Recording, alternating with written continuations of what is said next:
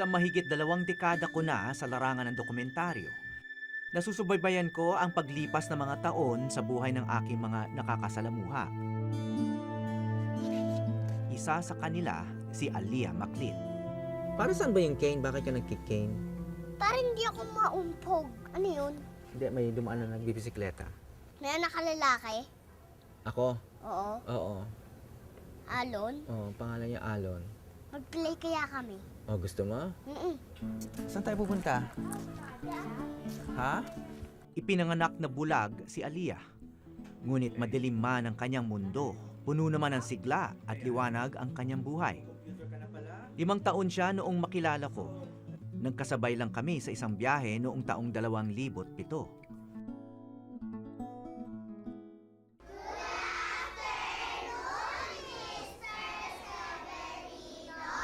Oh, si Alia, nasa front row. Naalala mo pa ako? Para sa inyo. Uy, thanks. Mga letters po. Okay, galing... Oh, 9 taon na siya noong sumunod kaming magkita. okay, pati sa mga kasama ko, meron din. Salamat. Gusto na? Okay lang po. Okay, Ang tagal kita hinintay. oo. Matagal natin di nagkita eh. Oo nga, namimiss na kita.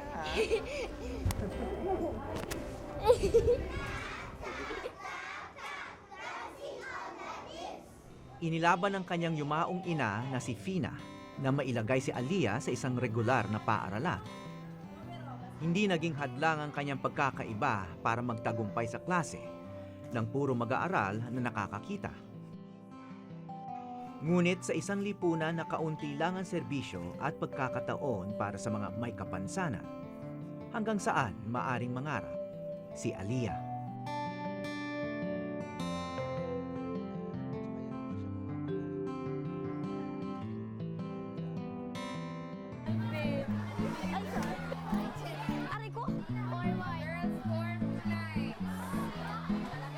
Grade 6 na si Alia sa Barangka Elementary School sa Marikina.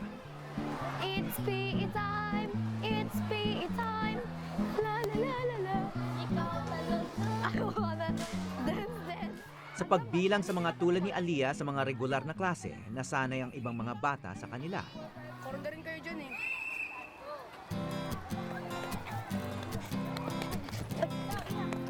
Wait lang, Aliyah!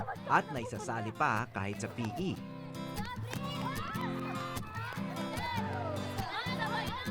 Sabay lang, mami! Ma'am!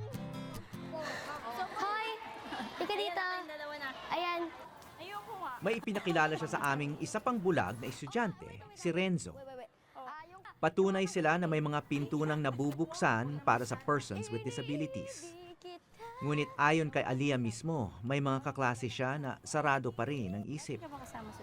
Nakaka-disappoint kasi mayroong mga tao na sabihin na po natin na halimbawa, periodical test ng English, nakakuha ka ng 45/50. Sasabihin sa'yo, ay, kaya mo lang nakuha yung test na yan kasi naawa sa'yo yung teacher, itinuro sa'yo sagot. Yung parang nakaka-disappoint na, bakit? Pagka-blind po ba, wala na, hindi rin po ba kami katulad nyo na may kakayahan din? Eh lahat naman po ng tao binigyan ng Diyos ng kakayahan. So yun po yung nararamdaman ko. Honor student pa rin si Alia. So, Alia, nanalo ka pala ng Photography Award, Best in Still Life. Opo. Ito bang litrato mo, itong bulaklak? Opo. Ganda. Anong klaseng bulaklak daw yan? Hindi ko na po maalala kung anong klaseng flower siya. So, ang ginawa mo muna, hinipo mo muna yung bulaklak Opo. bago mo kinunan. Opo. Yung pala yung style ng photography mo, kailangan mo munang Opo. hawakan Opo. at sukatin. Opo. Kasi po kada sukat, meron po siyang equivalent na shot. Halimbawa sa muka, kapag malapitan, parang ito lang yung makukunan. Ito, pagka nilayo mong ganyan, buo. Kasi po, doon ko po sa photography natutunan na kada ganun ng camera, meron siyang equivalent na shot. Pag sobrang lapit, kung ano lang malapit, yun lang makukunan. Kapag malayo naman na ganyan, pwede mo siyang makunan ng buo. Tapos kapag sa tao naman, pag 10 steps, half lang, yung mukha lang. Pag 20 steps na pa-backward, yun na po yung full shot. Ganun po.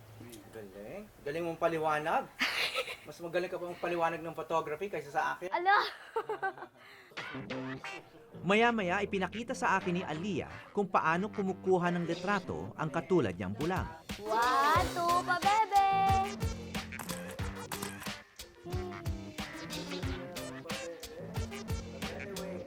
One, two, pa bebe! One, Oh, pabebe, wait. I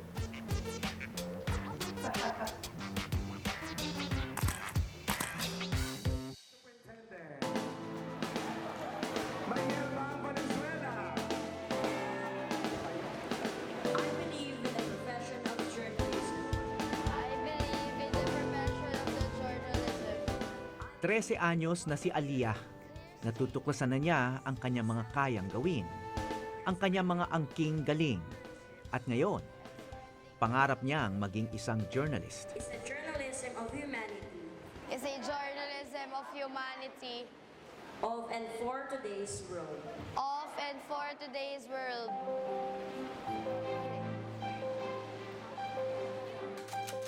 Paano niya kaya ito maisa sa katuparan?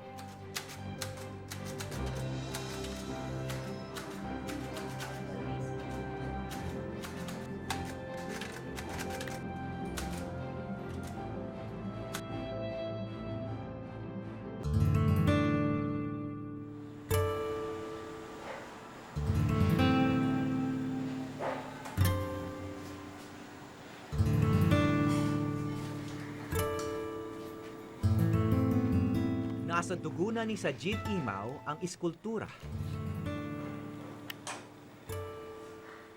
Ang yumao niyang ama na si Abdul Mari Imaw ay naging national artist para sa iskultura at pagpipinta.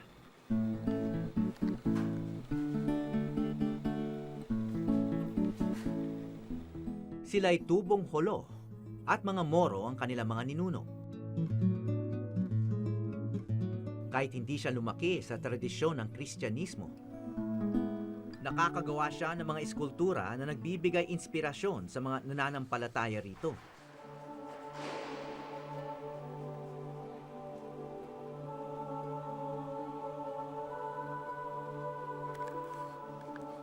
Tulad na lang ng krus na ito sa Church of the Jesu sa loob ng Ateneo de Manila University.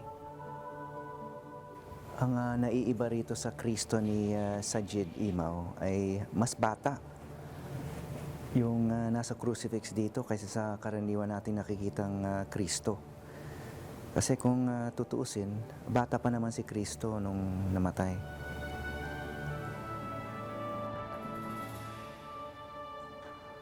Public art ang kadalasang ginagawa ni Sajid. Ang consideration ko kasi, ang lahat ng mga sculptures, palaging nakalagay sa pedestal. Kung naka-pedestal, okay nakasabit sa malakan, tapos o kaya bawal ng hawakan. Gusto ko yung very accessible. So ginawa ko yung for Bonifacio na parang siyang playground. So walang excuse yung administration na hindi kayo pwedeng pumasok. So it's basically a playground. So children are supposed to touch and play with it. So tulad nito, you can sit down, no? Yeah, actually, kabisado ko yung lugar ko. Kasi, okay, sanay ka naman. Pag ano lang, Kundi dahil sa tungkod ni Sajid, hindi mahalata na may problema siya sa paningin. Nagre-restore ka na ng truck. ang favorite ko yung track eh. It reflects my personality. Gusto ko yung nakakarga ko yung mga trabaho ko.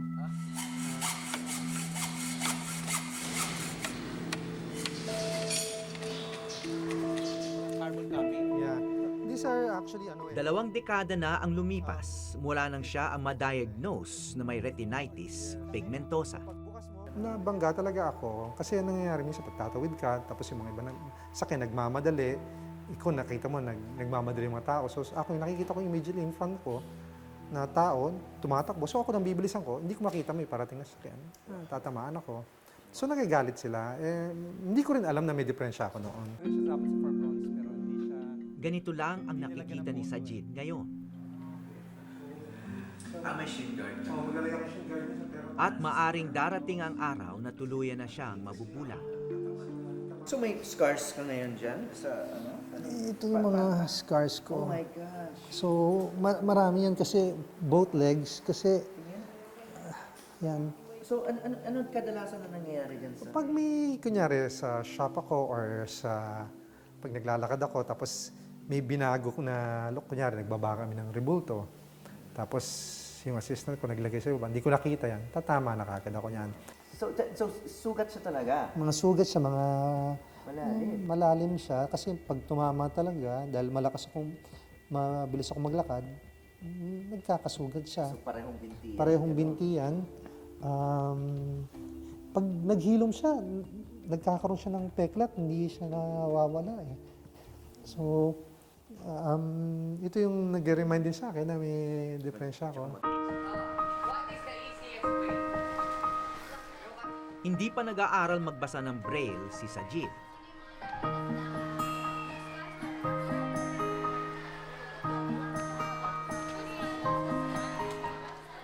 Nung una ko siya nakita, yun nga, tinatry ko i-hide yung tears ko kanina eh.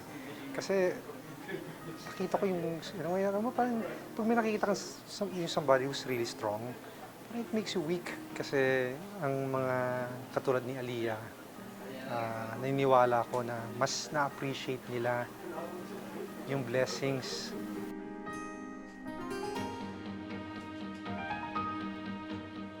Mas nakikita nila yung blessings. Hindi katulad ng mga taong yung ordinary na nakakakita ng maganda, hindi nila na-appreciate. Si Aliyah na-appreciate niya, kaya nararamdaman mo yun. At yun ang gusto kong gayahin. Yun mo yung embrace mo yung blessings mo na madalas take mo for granted. Yun ang importante eh. Actually, hindi ko akalain na ang art pwede mo i-relate sa sarili mo. Kasi ang nasa isip ko dati, art lang yan, wala, ayan lang, ganyan, i-drawing mo tapos. Yun pala, hindi ganon. Yung pala, bawat art, meron pala siyang message na ipinapahiwatig.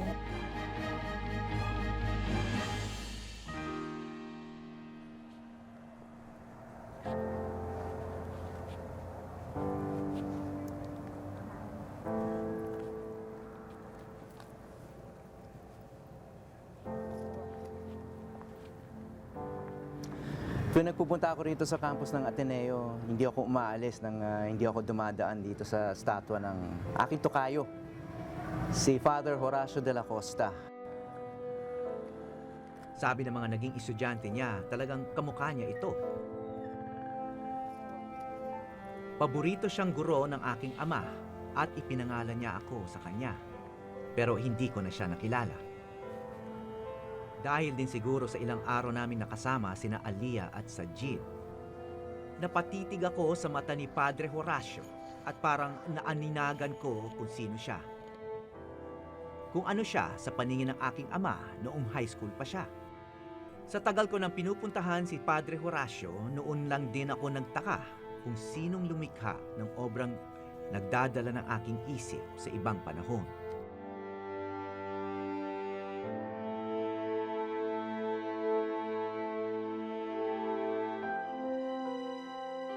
Ako po si Howie Severino at ito ang Eyewitness.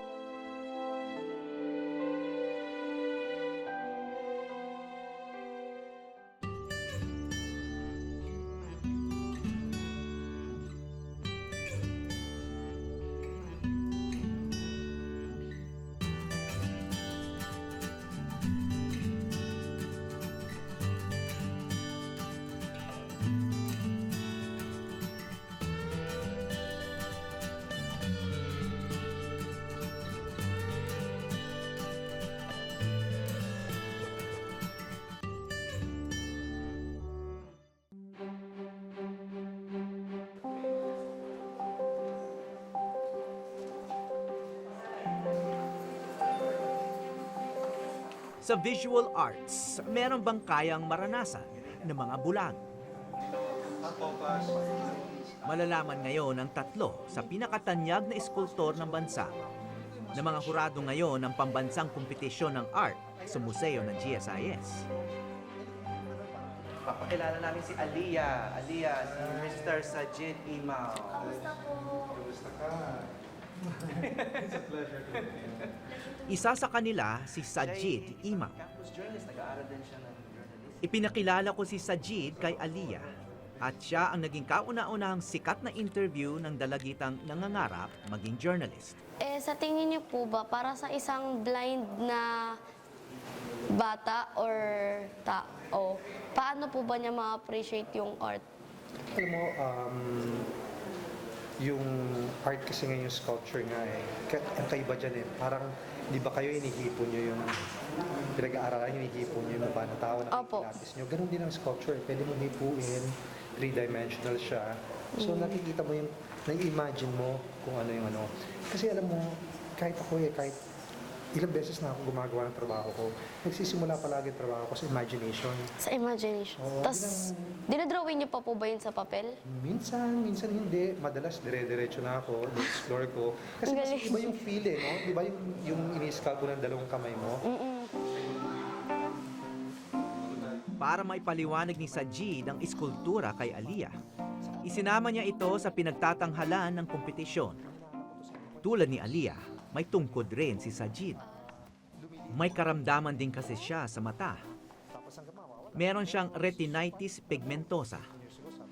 Ang mga may ganitong kondisyon, hindi nakikita ang nasa gilid at unti-unti raw nabubulag.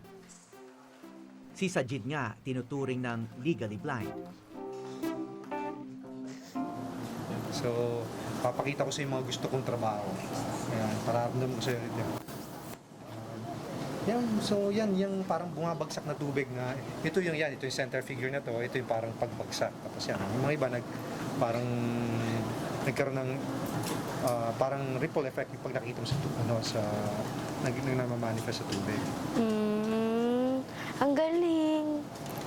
So yun ang kaibahan ng sculpture. Pwede mo talaga siya ma-appreciate at na-imagine mo kung anong itsura. Saan po?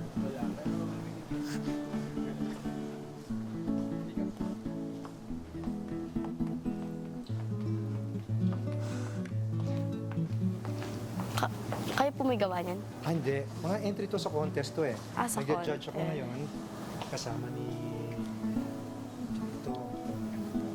Ito. Arya, come here. Come here. I-introduce yourself. Hello sa'yo. Don't be shy. Ipinakilala ni Sajid ang 8 taong gulang niyang anak ni si Arya.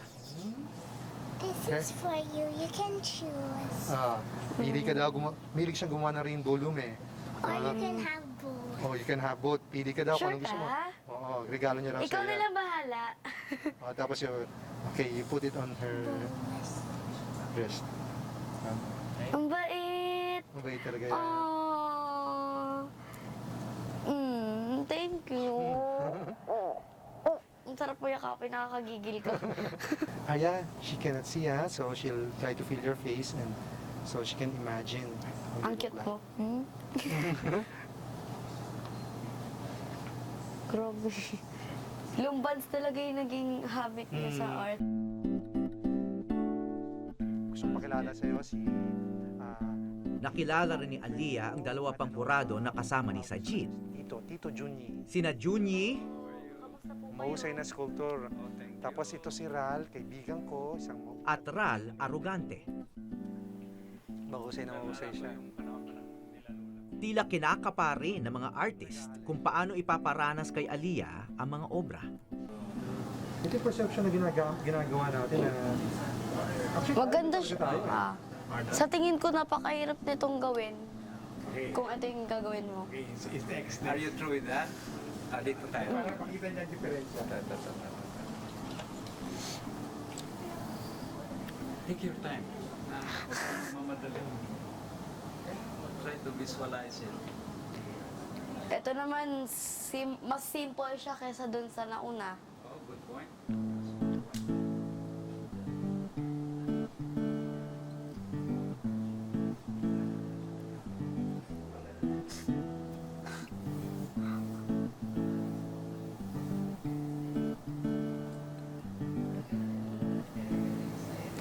Sa gawang to, nakikita ko kasi yung yung simplicity niya kasi yung pagkakaukit niya talagang simple lang talaga siya.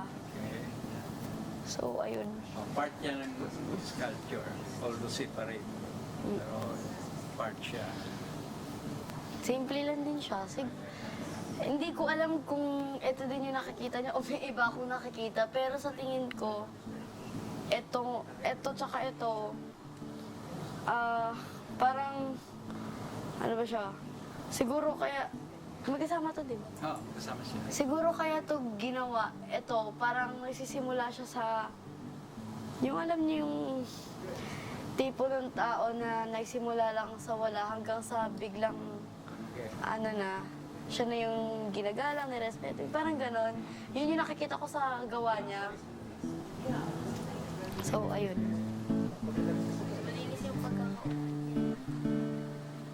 Namamangha ako talaga. Talaga? Minsan kasi ang mas matagal yung pag-iisip kung anong gagawin. Totoo yun. Yung pag-iwan anong gagawin. Sa totoo lang po kasi dati talagang wala akong ano sa visual. Siyempre, Siyempre, oo. since blind nga ako, talagang wala akong puso sa visual. Pero nakausap ko pa yun parang, ay, iba pala. You have Iba your pala hands yung- and you Tsaka have na, your hawakan mo na imagination. ngayon yung sculpture. Ang maganda sa mga taong katulad mo, mas nagagamit ang imagination. Alam mo sabi ni Einstein, imagination is more powerful than knowledge, which is true. Which is true. So, Kasi, mas acute ang imagination mo. He uses her hands. Nakikita niyo yung form sa mind niya. Not as accurately as the actual sculpture. Nagkaroon si Aliyah ng bagong pananaw sa sining. Si Sajid, ang visual artist na lumalabo na ang paningin. Ano naman ang natuklasan?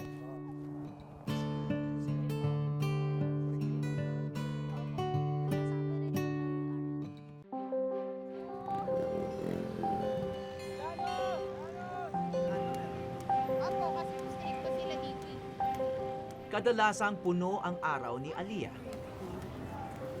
Ngayon, may competition pa siya dito sa Marikina Sports Center. Ang kanyang ate Aya ang naging pangunahing cheerleader ni Aliyah mula nang mamatay ang kanilang ina noong taong 2010.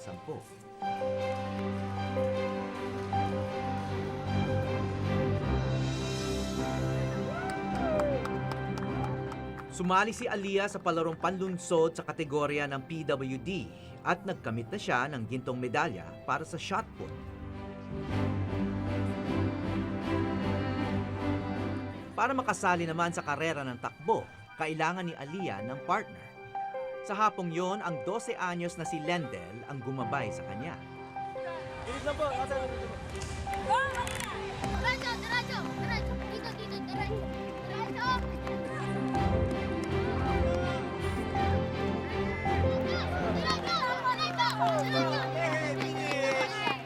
Kasi noon, pag iniisip ko, konting may maririnig lang ako about Aliyah na hindi ka pwede sa system na to, wala kaming sistema para sa kapatid mo. Iiyakan ko yon dati. Babasagin namin yung walang sistema. Hindi pwedeng walang sistema. Kasi ang iniisip ko po, andito na si Aliyah. So kung walang nag-e-exist na sistema, kakatok kami para bigyan nyo kami ng chance.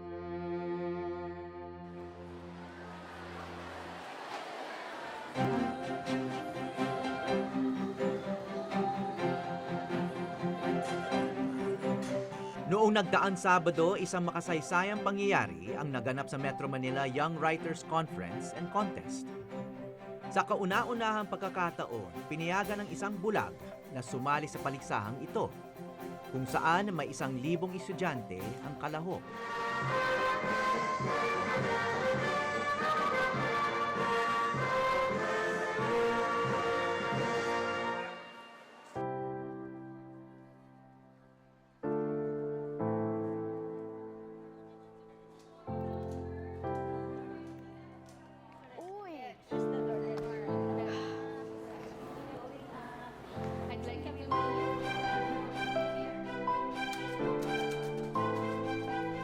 Ang katuwang ni Aliyah sa kompetisyon ang special education teacher na si Olive Pagulayan.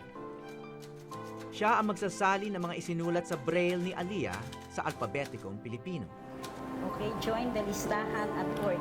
News writing sa Filipino ang kategoryang sinalihan niya. Tungkol pa sa photography ang paksa nila.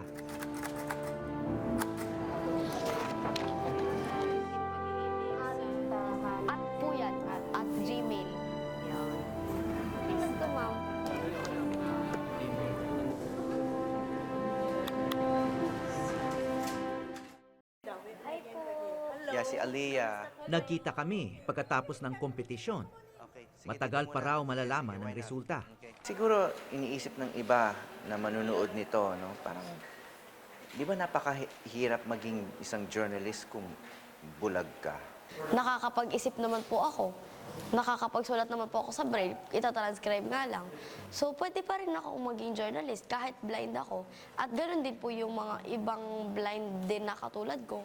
Okay, kanina may sumali ka sa isang kompetisyon. No? Kumusta naman yon? Mahirap. Sobrang hirap po kasi merong detalye. Kaso walang English yung detalye, Filipino journalist po ako. So, isa yun sa mga naging mahirap. Tapos, wala pa siyang kabali-balita, walang verb, walang ano. So, kasi yung isang napaka-importanting bahagi ng journalism, yung pag-i-interview. No? Opo. Yung makikinig ka, magtatanong ka, tapos mag-notes ka o mag-document ka, magre-record ka. Paano mo ginagawa yun? Ninonotes ko lang po siya sa braille kasi wala po kasi akong photographer, wala din akong recorder. So, mahirap pero kailangan. Gaano kahirap ba yung mag-notes sa braille? Masakit sa kamay. Tapos, minsan kasi kapag ka nag-interview ka, depende rin kasi yun sa nagsasalita. So, hindi lahat ng sagot niya masusundan mo, kaya mag-iisip ka na lang ng shortcut.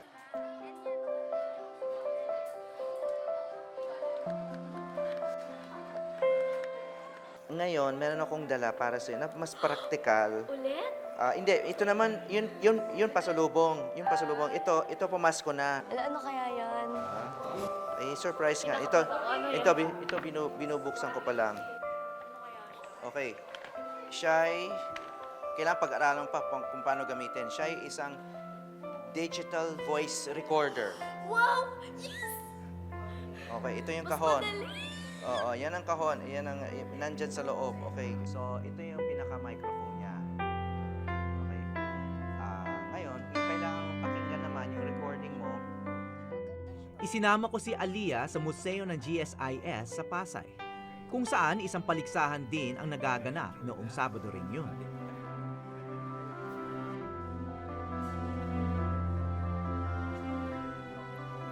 Ang taunang art competition ng Art Association of the Philippines. Doon niya makikilala ang isang tao na maaring magturo sa kanya ng ibang pagtingin.